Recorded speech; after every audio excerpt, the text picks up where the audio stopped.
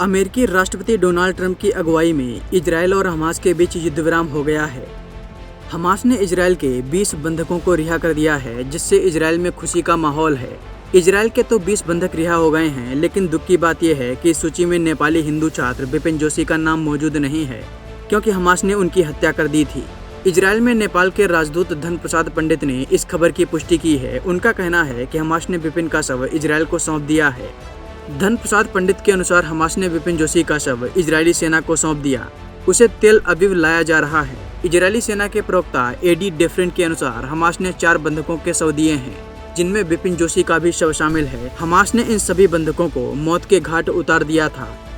बिपिन के शव को नेपाली अधिकारियों को सौंपने से पहले डीएनए टेस्टिंग की जाएगी। नेपाली दूतावास की देखरेख में बिपिन का अंतिम संस्कार भी इजरायल में ही किया जाएगा। बिपिन जोशी नेपाल के एक छोटे से गांव से ताल्लुक रखते हैं। सितंबर 2023 में वो 16 अन्य छात्रों के साथ इजरायल गए थे। सभी छात्र गाजा बॉर्डर के पास किबुत्ज अल-मिम कृषि से जुड़ी पढ़ाई के लिए पहुंचे थे। इसी दौरान हमास ने इजरायल पर हमला करते हुए बिपिन को बंधक बना लिया। 7 अक्टूबर 2025 की रात जब हमास ने इजरायल के दक्षिणी हिस्से पर बमबारी शुरू की तो सायरन बजने लगे। सभी छात्र अपनी जान बचाने के लिए बंकरों में छिप गए। तभी हमास के लड़ाकों ने बंकर में 2 ग्रेनेड फेंक दिए। पहला ग्रेनेड फटने से कई छात्र गंभीर रूप से घायल हो गए। बिपिन ने बहादुरी दिखाते हुए दूसरा ग्रेनेड उठाकर बाहर फेंक दिया, जिससे कई लोगों की जान बच गई। हालांकि हमास के बंधकों ने उसे बंधक बना लिया और अपने साथ गाजा लेकर चले गए। हमास के द्वारा कैद किए गए लोगों में बिपिन इकलौते हिंदू छात्र थे। इजरायली सेना ने गाजा की एक वीडियो जारी की थी, जिसमें बिपिन को घसीटकर गाजा के अस्पताल में ले जाते देखा गया था।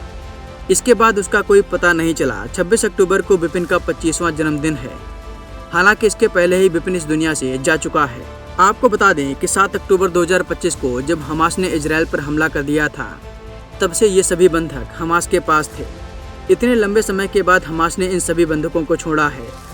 इजरायल ने अपने बंधकों को छुड़वाने के लिए गाजा में बहुत भयंकर तबाही मचाई, लेकिन हमास किसी भी कीमत पर इन बंधकों को छोड़ने के लिए तैयार नहीं था। कई मीडिया रिपोर्ट्स के मुताबिक गाजा में इजरायल के हमलों से 60,000 के आसपास लोग मारे गए, जिनमें महिलाएं और बच्चे अधिक हैं। कई परिवार तो ऐसे हैं जिनमें परिवार के सारे सदस्य युद्ध में मारे गए, सिर्फ बच्चे ही बचे हैं। गाजा में युद्ध विराम तो हो गया है, लेकिन इस युद्ध के जख्म दशकों तक नहीं भरेंगे। गाजा शहर भी किसी शमशान घाट की तरह नजर आ रहा है। यहाँ सिर्फ खंडहर और सन्नाटा ही दिखाई दे रहा है।